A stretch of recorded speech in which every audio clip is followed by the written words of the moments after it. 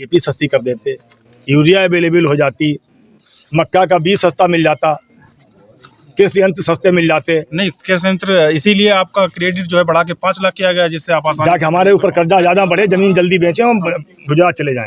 Urea plant लगा रहे हैं असम में, आप अरे तो यूरिया प्लांट लगाएंगे तो किसान क्या यूरिया खाएगा? ना फैक्ट्री बिहार में, बिहार से हम लोग क्या बिहार में चले जाएंगे? हमारे यहाँ जो आलू का काम है उस पे उनको कहना चाहिए कि आलू का दाम ये होना चाहिए। निर्मला सीतारमण जी के द्वारा सरकार की ओर से जो किसानों के लिए बजट सत्र पेश किया गया है, उसमें ये दावे किए गए हैं कि इसमें किसानों को फ़ायदा होगा।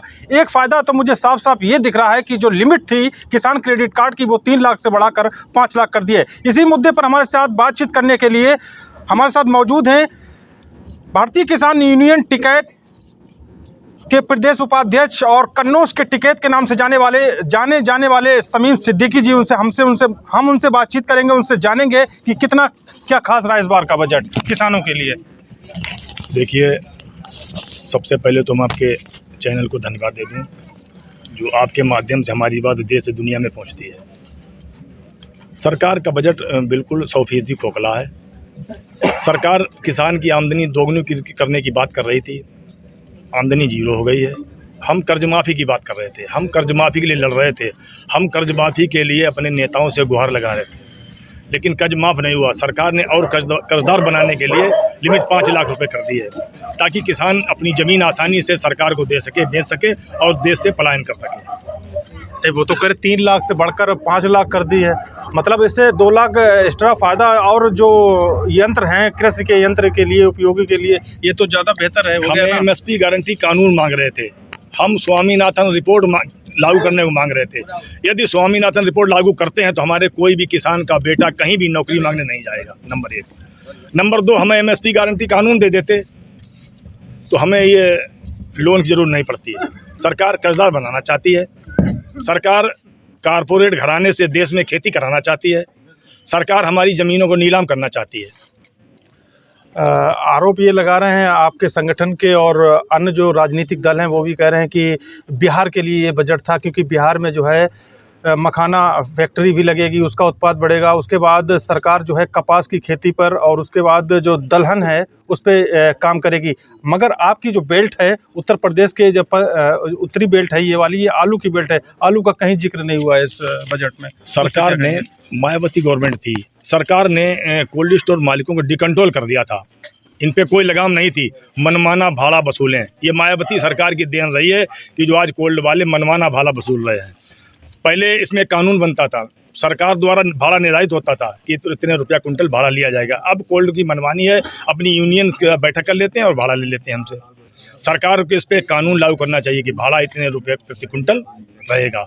ना तो बिजली बढ़ी है, ना ही कोई लागत बढ़ी है, भाड़ा बढ़ाने का हर बार सिर्फ कोल्ड स्वामी षड्यंत्र रचते रहते हैं। ऐसा तो है नहीं, जब सरकार कोई बजट पास करती है तो काफ़ी किसान जो है सरकार के पक्ष में भी हैं, वो राय नहीं देते हैं क्या?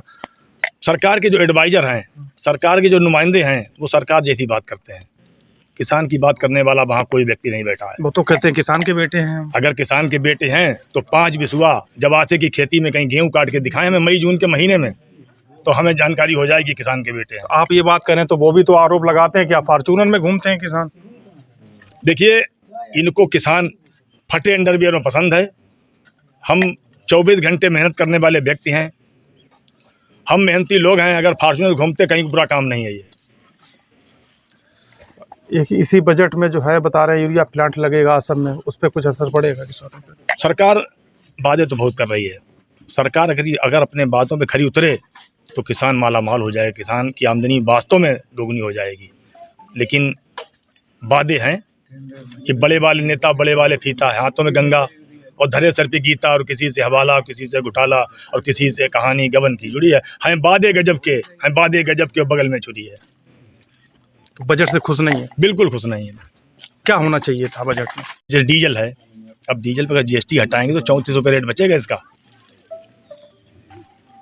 तो 5 लाख कर तो दिए क्रेडिट का, तो फिर कर्जा हो गया ना, उस पर तो कर्जा है।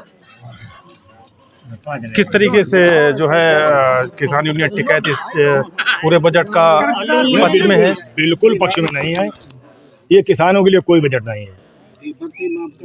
ट्रैक्टरों के दाम बड़े हैं, टायर बहुत महंगा है, डीजल महंगा है, मोबिल महंगा, फर्टिलाइजर आसमान पे है।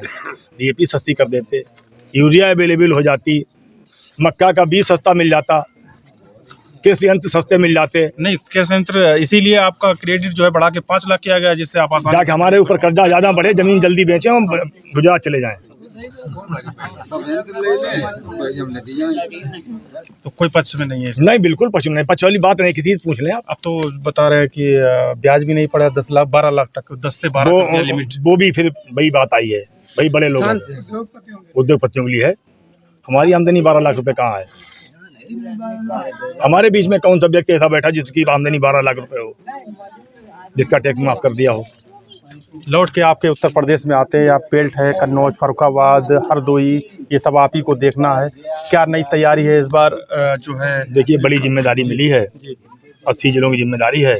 जनपद कन्नौज के निवासी हैं, यहाँ एक निर्धन किसान कमज़ोर परिवार में पैदा हुए हैं, तो सबसे पहले किसान को, कन्नौज वालों को देखा जाएगा, बाद में पूरा प्रदेश देखेंगे। हमारे साथ जो महिला जिला अध्यक्ष हैं कुसुम चौहान जी, उनसे पूछेंगे बजट पक्ष में रहा इस बार सरकार का? में नहीं, किसानों के बता रहे हैं पक्ष में रहा है, बहुत ही कैसे पक्ष में रहा बता रहे हैं उस पर काम करेंगे, जो कृषि यंत्र है उन्हें कम रेटों में मिलेगी, उसके बाद जो फसलें हैं उन्हें बढ़ावा देने के लिए अन्य तकनीकी योजनाओं के लिए ऐसा है कि ये सरकार बातें तो बहुत करती है और काम कुछ नहीं करती है। बजट पे उन्होंने क्या किया है, सब लोगों को धोखा देने के अलावा और उनके पास कुछ है ही नहीं। वो कहेंगे कुछ और करेंगे कुछ, पहले तो कह देंगे, वादे तो बहुत कर देते हैं, लेकिन उस पर एक भी वादा वो पूरा कर देते ये सरकार, तो हम कहते हाँ ये सरकार अच्छी है। मेरे नज़र में तो ये सरकार बिल्कुल बेकार है। यूरिया प्लांट लगा रहे हैं असम में, आप? अरे तो यूरिया प्लांट लगाएंगे तो किसान क्या यूरिया खाएगा? फैक्ट्री बिहार में, बिहार से हम लोग क्या बिहार में चले जाएंगे? हमारे यहाँ जो आलू का काम है उस पे उनको कहना चाहिए कि आलू का दाम ये होना चाहिए और कोल्ड का भाड़ा कम होना चाहिए, तब हम उसको इस सरकार को कहेंगे हाँ सरकार हमारे कन्नौज वालों के लिए, या कहीं भी किसी देश के, जिस भी देश में या जिस भी जिले में जिस चीज़ की उत्पादन ज़्यादा है उसको लेके वो सक्षम हो जाए, हम उनसे खुश हो जाएंगे। स्कीम को चल तो रही है, वन प्रोडक्ट वन डिस्ट्रिक्ट, अरे काम कर रहे हैं वो, क्या कर रहे हैं बताइए आप हमें, क्या कर रहे हैं बताइए? उसके कोल्ड का भाड़ा कम हुआ हमें आप बता दीजिए। अभी 4 दिन में कोल्ड में आलू पड़ने लगेगा और भाड़ा उनका वही रहेगा। किसान भाड़ा दे, किसान भाड़ा से लेके जाए और फिर उस पर क्या क्या फ़ायदा है हमें बताओ? और जब आलू बिकता है तो वो 200 रुपये 400 रुपये। काफ़ी गुस्से में है बजट को लेकर महिला जिला अध्यक्ष किसान यूनियन टिकैत कन्नौज की। हमारे साथ नवनिर्वाचित जो जिला अध्यक्ष हैं महेंद्र प्रताप जी, बहुत बहुत स्वागत है। पहली बार आपसे हम रूबरू हो रहे हैं, किस तरीके को इस चैलेंज को देख रहे हैं आलू बेल्ट के लिए, किसानों के लिए? आलू बेल्ट के लिए सरकार कुछ नहीं कर रही है। हम लोग चाहते हैं कि यूरिया, जो मेन खाद हम लोगों के लिए यूरिया पड़ती है वो पर्याप्त नहीं मिलती है। अब तो इसीलिए तो प्लांट लगा रहे हैं वो। अरे वो प्लांट क्या लगा रहे हैं, हमारी यूरिया को कम कर रहे हैं। हमारी 50 किलो की बोरी को 45 किलो किया गया, अब वो 40 किलो कर रहे हैं। उस 40 किलो यूरिया को लेकर हम क्या करेंगे? रेट हमारा वही हमसे पड़ रहा है, रेट हमारा कम होना चाहिए था, 40 किलो का रेट लेते। लेकिन हमने देखा अभी पिछले दिनों जब आलू की जब गड़ाई हो रही थी, तमाम संगठन हैं इस कन्नौज में, आप गिनती भूल जाएंगे, संगठन इतने हैं, किसी ने आवाज़ बुलंद की? देखिए भाई, आवाज़ तो हम लोग बराबर बुलंद कर रहे हैं। ये नई दुकानें हैं, 4 दिन की चांदनी फिर अंधियारा पाक। 4 दिन बाद ये सभी संगठन बैठ जाएंगे और नहीं तो डंडे पड़ेंगे। हम लोग जिस प्रकार लड़ते थे उस प्रकार लड़ते रहेंगे और अपनी मांगों को, अपनी